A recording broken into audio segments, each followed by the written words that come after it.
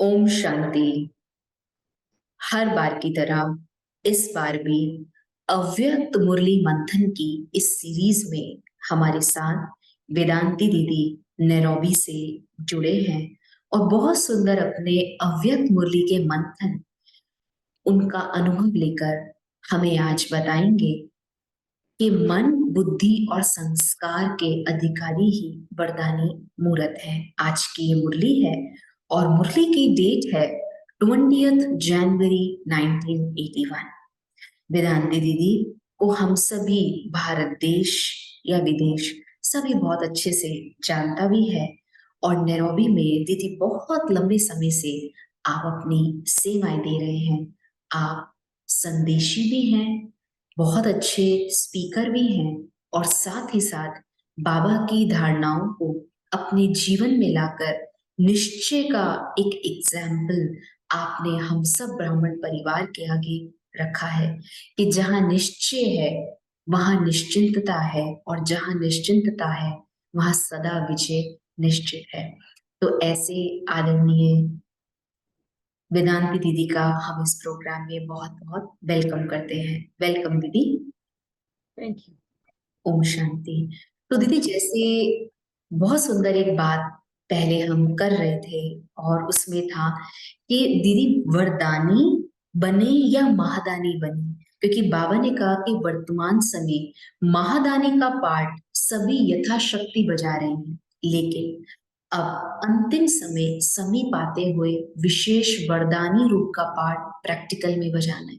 तो दीदी हम ब्राह्मण परिवार को एक क्वेश्चन है कि हम महादानी बने या वरदानी रूप बने, क्योंकि बाबा कभी कभी कहता है कि महादानी रूप बनो और आज बाबा कह रहे हैं कि समय के अनुसार वरदानी रूप को धारण करें। अच्छा, तो देखो कि बहुत समय के अनुभव के आधार से हम सभी महादानी बन गए। तन से सेवा करते, मन से करते, धन से करते, समय देते, हमारी शक्तियां यूज करते, वो तो हम कर ही रहे हैं। जी हमारे जी। पास जो भी है वो तो कर ही रहे। तो महादानी बनने की बात नहीं है, ये क्वेश्चन नहीं उठना चाहिए महादानी बनो या वरदानी। महादानी वो एक डिग्री हो गई, अभी आगे की डिग्री लेनी है। वरदानी उससे नेक्स्ट स्टेप है। और समय के अनुसार वरदानी बनना इसलिए जरूरी है कि वर्तमान समय हम फिजिकली सब जगह जा भी नहीं सकते हैं। समय सिचुएशन अनुसार हम जिसके पास जाना है, जो करना, वो नहीं कर पाएंगे। तो हमें क्या करना पड़ेगा? हमें वरदानी बनना ही पड़ेगा।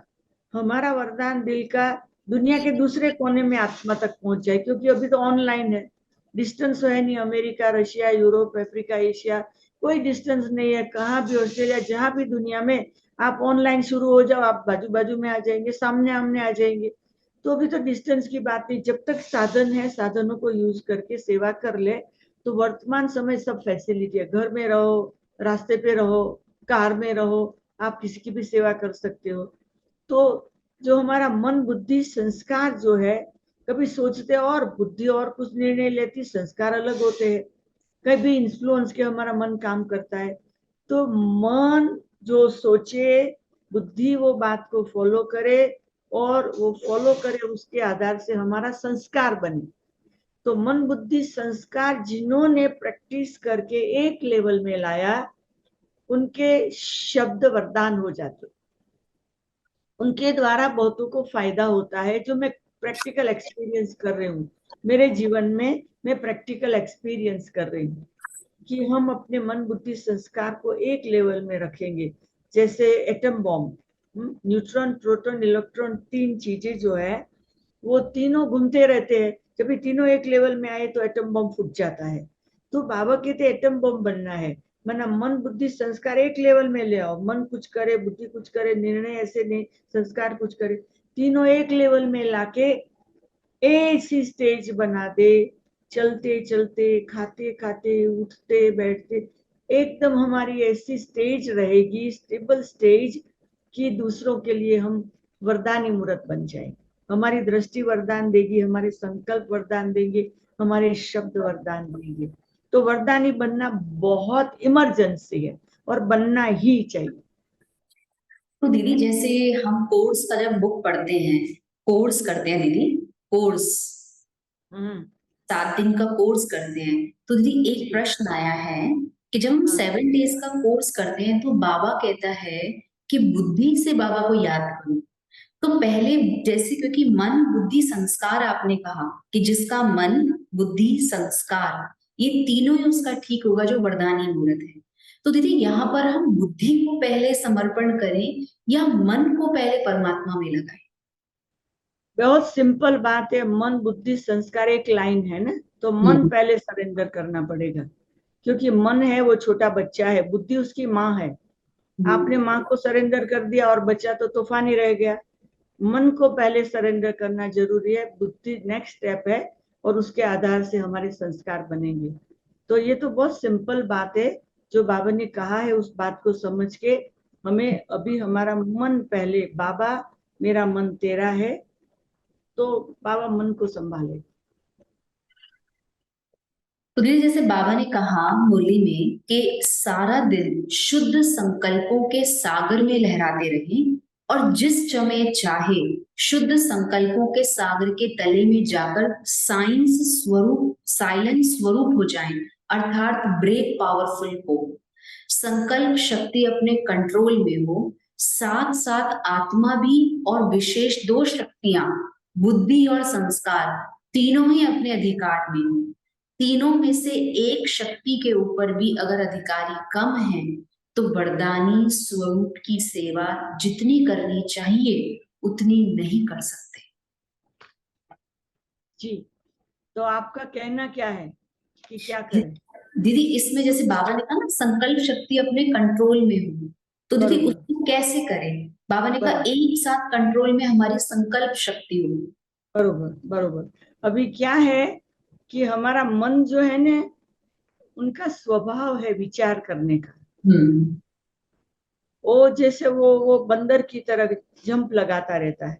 हम्म तो हमें क्या करना है, हमें हमारा जो मन है ना, वो मन को इतना खुश रखना है।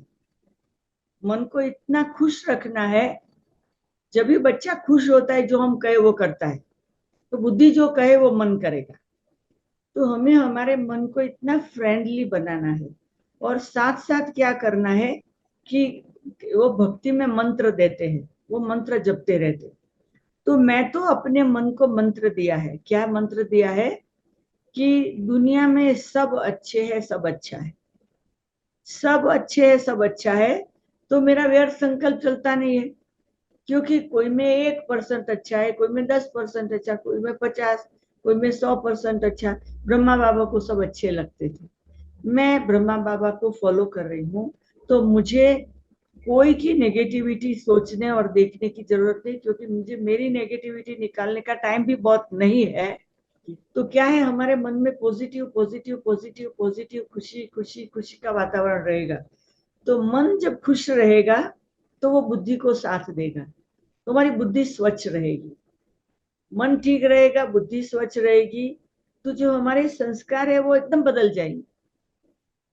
हमारा ढीलेपन का संस्कार है वो एकदम एक्टिव बन जाएगा। हमारा चिंता करने का स्वभाव है वो चिंतन करने का बन जाएगा। हमारा निराशा का स्वभाव है खुशी में आ जाएगा।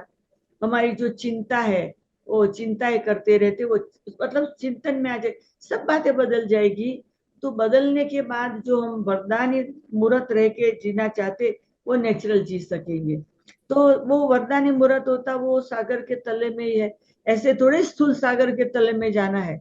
हमारे चारों ओर बाबा है, ज्ञान का सागर घूमता रहता है, वो धरती पे आया हुआ है। तो हम तो उनके साथ है, हम सागर में ही खा रहे पी रहे चल रहे उठ रहे बैठ रहे सब कुछ। तो हमें ऐसे नहीं कि वरदान देने लिए हमें एक जगह से दूसरी जगह जाके बैठ के देना है या खा, ऐसे कुछ नहीं। चलते फिरते उठते बैठते किसी समय हम वरदान दे सकते हैं, किसी समय हो सकता है। कई आत्माएं हमारे से खुश हो जाती है। बहुत सुंदर दीदी। तभी दीदी बाबा कहते हैं कि अपने मन को बाबा के पास लेके जाओ, मन को शक्तिशाली बनाओ ताकि वो आगे बुद्धि और संस्कार को भी सही से डायरेक्शन दे। दीदी जैसे कि मुरली चल रही है इसमें बाबा ने कहा कि इस विशाल कार्य के बाद स्वचिंतन, शुभ चिंतन, सर्व शक्तियों के मास्टर विधाता, श्रेष्ठ संकल्प द्वारा मास्टर वरदाता, सदा सागर के तले के अंदर अति मीठे शांत स्वरूप लाइट और माइट हाउस बन इसी स्वरूप की सेवा करना।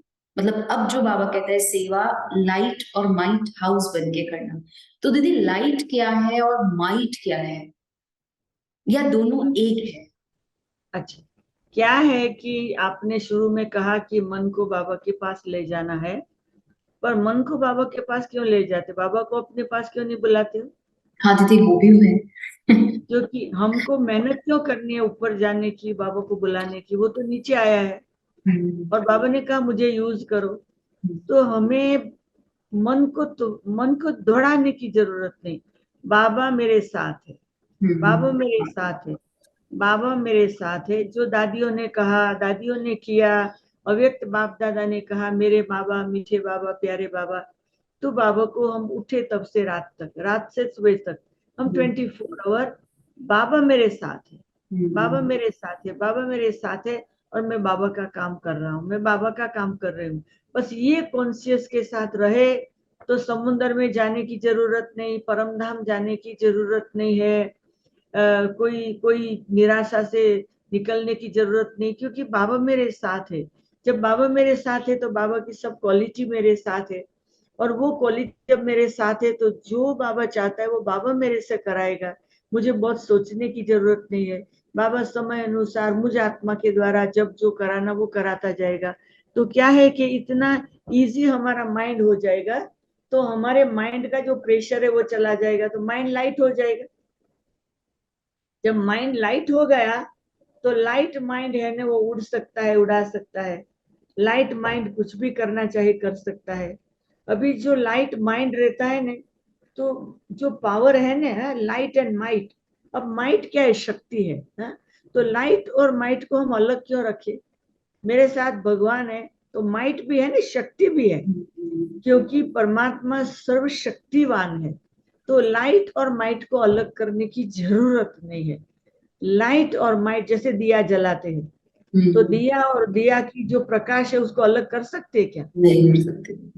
तो दिया जलाया तो उसका प्रकाश, तो कैंडल की लाइट जली या दिए की लाइट जली, उसका प्रकाश, वो दो इकट्ठे है। आत्मा और शरीर को हम अलग नहीं कर सकते, अलग किया तो मृत्यु आ गई। तो हम लाइट और माइट एक कॉइन के दो सिक्के हैं, वो सदा साथ रखना चाहिए। बहुत सुंदर दीदी। तो दीदी बाबा ने कहा, जैसे आपने कहा लाइट और माइट हम अलग अलग ना करें, दोनों साथ है। बाबा भी साथ है और बाबा की शक्तियां भी हमारे साथ हैं। तो दीदी फिर यहाँ पर मुरली में था, सभी का एक ही वरदान है, जो बिना मेहनत के बिना सोचे समझे मुझे बाबा ने कैसी भी कमजोर आत्मा को, हिम्मतहीन आत्मा को अपना स्वीकार कर लिया। जो है जैसा है मेरा है, ये सेकंड में वर्षे का अधिकारी बनाने की लॉटरी कहो, भाग्य कहो, वरदान कहो, बाबा ने स्वयं दिया। तो स्मृति के स्विच को ऑन कर दिया कि तू मेरा है, सोचा नहीं था ऐसा भाग्य मुझे मिल गया। तो दीदी बाबा ने कहा कि हिम्मतहीन आत्मा को भी बाबा ने अपना बनाया, तो इस भाग्य के खजाने में रहो। तो दीदी एक प्रश्न है इसमें कि हमें सब कुछ पता है, बाबा ने इतने खजाने दिए, इतना ज्ञान का खजाना भी दिया, लेकिन स्मृति कभी कभी विस्मृत हो जाती है। तो स्मृति को बार बार पावरफुल कैसे बनाएं? अच्छा, ये जो हम कहते हैं ना कि स्मृति विस्मृति हो जाती है, क्या है कि पहले के जमाने में द्वापर युग में जो ओरिजिनल शास्त्र दो थे, श्रुति और स्मृति। ओरिजिनल जो गीता है ना, आज गीता का दिन है ना, तो जी जो जी। गीता 18 अध्याय बने हैं वो श्रुति और स्मृति में से पॉइंट्स निकाल के बने हैं। श्रुति और स्मृति दो ही शास्त्र थे ओरिजिनल, मैं तो फिलोसफी पढ़ी हुई हूँ। जी दो ही दीदी। शास्त्र थे द्वापर युग, फिर गीता बनी। श्रुति और स्मृति के आधार से गीता बनी है। तो ये दो ओरिजिनल स्क्रिप्चर पता नहीं किसी के हाथ में आएंगे भी या नहीं। तो ये श्रुति और स्मृति दो इतनी गहरी चीज है कि सारे दुनिया के शास्त्र है वो स्मृति और स्मृति। अभी संगम युग में जब बाबा ज्ञान देता है ना, तो हम सुनते हैं। अभी वो सुना, फिर परम धाम जाके सतयुग में चले गए, वो विस्मृति हो गई। स्मृति विस्मृति हो गई। श्रुति श्रुति सुना हुआ विस्मृति हो गई, विस्मृति हो गई। जरूरत नहीं। फिर जब द्वापर में हम आते हैं ना तो वो फिर स्मृति हो जाती है। संगम में श्रुति जो हुई, जो सुना, वो जो रह गया, वो द्वापर युग में हमको स्मृति आती, याद आता है। तो पूरा तो याद नहीं आता है कि संगम में ब्रह्मा बाबा आया था, कुछ याद नहीं है। तो जो थोड़ा थोड़ा याद रहा ना, उसके आधार से स्क्रिप्चर बनते हैं। तो दो स्क्रिप्चर बने हैं द्वापर संगम युग की बातों को जितना याद रहा, उसके आधार से श्रुति स्मृति बने हैं। जो आत्माओं को जितना याद रहेगा, सबको ठीक याद नहीं रहता है। हम आशा दीदी को कहते थे कि आप नैरोबी आए 40 साल पहले क्या हुआ, वो सब आपको याद है। उनकी स्मृति इतनी पावरफुल है, जो हमें याद नहीं था वो याद दिला रही थी। तो कईयों की स्मृति बहुत पावरफुल होती, कईयों की ढीली होती है। तो क्या है कि जिनों की पावरफुल स्मृति होगी, वो द्वापर में आके शास्त्र लिखते हैं। तो ये जो श्रुति और स्मृति जो है, वो कभी हम इसको गड़बड़ नहीं करना है। ये दो शास्त्र साथ में ही है, दो शास्त्र साथ में। मैं आपको एक एग्जांपल दूं, आपको शास्त्रों का नॉलेज हो कि नहीं। दो बुक्स है। एक बुक है चंद्रकांत वेदांत। चंद्रकांत वेदांत एक स्क्रिप्चर है, आप कभी रिसर्च करके ढूंढना। तो मैं चंद्रिका बहन को बोलती है, हमारी यादगार है चंद्रकांत और वेदांत। वो चंद्रिका, मैं वेदांत। तो हमें स्मृति आती है, श्रुति और स्मृति। मैं कहती हम दोनों का शास्त्र बन गया चंद्रकांत वेदांत, दोनों बहनों का इकट्ठा। तो क्या है कि हमें श्रुति और स्मृति को अलग नहीं करना है, कभी हो नहीं सकता। कभी विस्मृति शब्द रखते क्यों है भगवान के बंदे? तो विस्मृति, देखो मैंने ये मुरली आपने जो मुझे दी है ना, मैंने कुछ बहुत अच्छी अच्छी बातें मैंने नोट की हुई है, कुछ सुनाती हूँ आपको, बहुत अच्छी अच्छी, आपको भी पसंद आएगी। सारे मुरली के सार स्वरूप में मैंने सगर में कईयों को बोला, आप ये मुरली पढ़ना प्लीज। यशुबेन ने जो मुरली सिलेक्ट की है, वंडरफुल मुरली है। तो हम नए साल में ये मुरली को फॉलो करने वाले, आपको बता देते हैं। नए साल में ये मुरली को फॉलो, तो उसमें से कुछ अच्छी अच्छी बातें हैं। सारे विश्व को सहयोग की जरूरत है। सारे विश्व को वर्तमान समय सहयोग की जरूरत है। वरदानी मूर्त बन जाओ। दूसरा, वरदानी मूर्त बनना ही है, ऐसे नहीं नहीं बन सकते, बनना ही है। नेक्स्ट, याद में शुद्ध संकल्प अन्य संकल्पों को कंट्रोल करेगा। कंट्रोल करेगा। याद में शुद्ध संकल्प रखेंगे, अन्य संकल्प कंट्रोल हो जाएंगे। फिर आगे, हमारा सबका पार्ट है महायज्ञ में महादानी का। महायज्ञ में हमारा पार्ट अभी महादानी बनने का है, वो तो है, उससे नहीं चलेगा। वरदानी बनने का, अभी वो तो महादानी तो बन गए, अभी वरदानी बनने का पार्ट है। हर ब्राह्मण चैतन्य चित्र बन जाएगा। हर ब्राह्मण चैतन्य चित्र बन जाएगा, चित्ता जागता साक्षात्कार मूर्त देवी देवता बन जाएंगे। हर ब्राह्मण लाइट हाउस माइट हाउस की झांकी बन जाएगा। हमारी झांकी, हमारे दर्शन लोगों को होगा। आवाज में आते हुए आवाज से परे, आवाज में आते हुए आवाज से परे। साइलेंस में भाषण करो। क्या करो? भाषण करो। साइलेंस में भाषण करो। कर्मातीत स्टेज वरदानी मूर्त का पार्ट बजाओ। आज मैं आप सबके सामने कर्मातीत वरदानी मूर्त का पार्ट बजा रही हूँ, बजाऊंगी नहीं, बजा रही हूँ। आप सबके जो संकल्प पूरे हो, अभी के समय अनुसार संपूर्णता को समीप लाओ। क्या करो? संपूर्णता को हम ट्रैवल करके संपूर्णता के नजदीक जाए, संपूर्णता को अपने नजदीक ले आओ। और संपूर्णता की स्टेज पे रहो। ड्रामा में क्या होना वो पहले से स्पष्ट होता रहेगा। ड्रामा में क्या होना है वो पहले से स्पष्ट होता रहेगा वरदानी को। किसको? वरदानी। वरदानी। जब भी टाइम मिले सागर के तले में चले जाओ, माना अपने चारों तरफ सागर, तो सागर की अनुभूति में रहो। एकांतवासी बनने की प्रैक्टिस करो जितना हो सके। जितना एकांतवासी उतना टचिंग आएगा। क्या करना है, कब करना है, कैसे करना, टचिंग आएगा। साइलेंस द्वारा क्लियर सब कुछ दिखाई पड़ेगा, क्लियर जवाब आ जाएगा। साइलेंस में रहेंगे ने तो किसको क्या जवाब देना है, कब क्या करना है, कैसे करना है, वो ठीक पता चलेगा। बात करते करते खुद गुम हो जाओ, दूसरों की भी गुम कर दो। अभी हम आपको बात करते करते हम गुम हो रहे हैं, आप सबको भी गुम कर रहे हैं, तो एक मिनट के लिए गुम।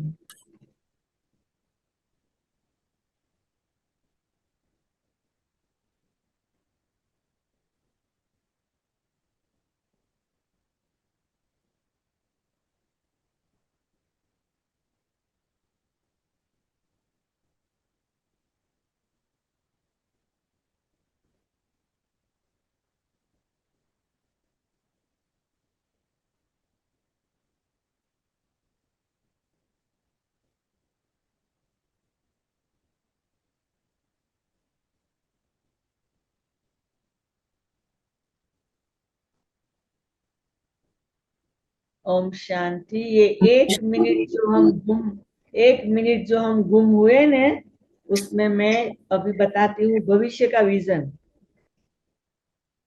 थोड़े ही दिनों में आप लोगों के पास अपना ओम शांति रिट्रीट सेंटर के 21 साल हो रहे हैं ना।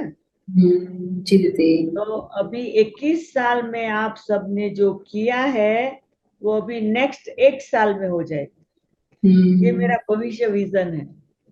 बहुत सुंदर दीदी, बहुत सुंदर। तो हमने बहुत ही सुंदर दीदी से अव्यक्त मूल्यों की ये जो सीरीज चल रही है, और इसमें बहुत सुंदर मंथन, मन बुद्धि संस्कार के अधिकारी वरदानी मूर्त, और दीदी ने बहुत स्पष्ट रीति से समरी के रूप में 5-6 बातें इस मुरली से निकाल के हमारे बीच में रखी।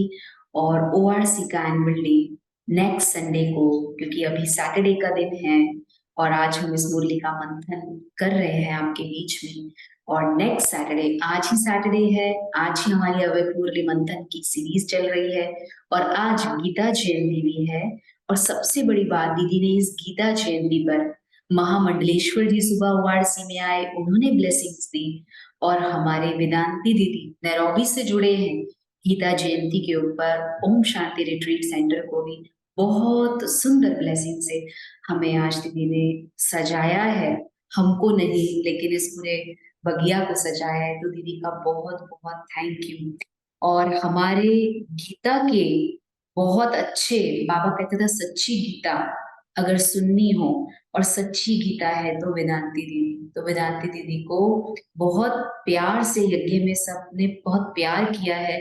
क्योंकि अगर आप सबको एक बात बताएं, जहां तक मुझे पता है, जितना मुझे आशा दीदी ने बताया है, वेदांती दीदी जब स्कूल में थे तो उनको एक एग्जाम पेपर पे लिखना था कि गीता का भगवान कौन है।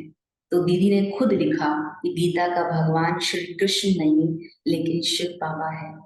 दीदी को मार्क्स मिले नहीं मिले वो दीदी खुद बताए, लेकिन उन्होंने वहां बिल्कुल स्पष्ट रीति से लिखा कि गीता का भगवान शिव बाबा है। दीदी ऐसा ही कुछ था जो हमने हाँ बड़ों से सुना है। जी जी, क्योंकि हमारे जो एग्जाम में कई पेपर थे उसमें एक गीता का पेपर था। तो जी। उसमें हमको पता चला कि सत्य ज्ञान मिला है तो लिखते हैं, तो वो जैसे कॉलेज में 3 मास 6 मास 9 मास 12 मास ऐसे एग्जाम होती रहती है, तो हमारी साल के बीच का था तभी एग्जाम थी। तो हमने लिख दिया था कि गीता का भगवान शिव है। कृष्ण ने सारा डिटेल में जवाब दिया था, जो एक पेपर जी। था।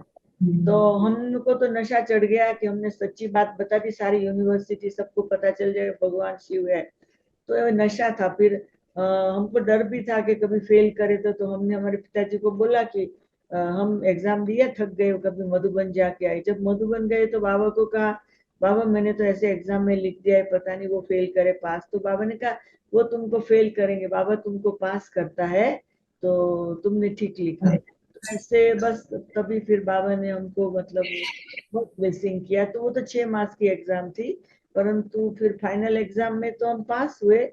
पर बाबा को बताया तो बाबा ने कहा वो तुम्हें फेल करेंगे। सचमुच वो एक एक एक पेपर के कारण हमारा मार्क कम आ गया था, परंतु ये बात थी कि हमने सच्ची बता दी कि गीता का भगवान शिव है, कृष्ण नहीं। बहुत सुंदर दीदी, और बहुत ही अच्छा मेडिटेशन, जो 1 मिनट की साइलेंस, डीप साइलेंस, और सच में इस पूरे ही विश्व को, पूरे ब्राह्मण परिवार को भी दीदी यही वाइब्रेशंस, यही पावर आप सभी बड़ों से हम सबको चाहिए। तो थैंक यू। और अगर आपका कोई प्रश्न होता है इस मुरली से रिलेटेड, कुछ जो आपके प्रश्न थे हमने आपके बीच में लिए हैं, लेकिन फिर भी कोई प्रश्न होता है इस मुरली से रिलेटेड, तो आप 9650692110 पे हमें मैसेज भेज सकते हैं, अपना प्रश्न भेज सकते हैं। आगे आने वाले एपिसोड्स में हम जो भी हमारे साथ आदरणीय दीदियां, आदरणीय भाई साहब जुड़ेंगे, तो हम उनसे आपका प्रश्न पूछ लेंगे। ओम शांति। थैंक यू ओम दीदी। ओम थैंक शांति। यू। ओम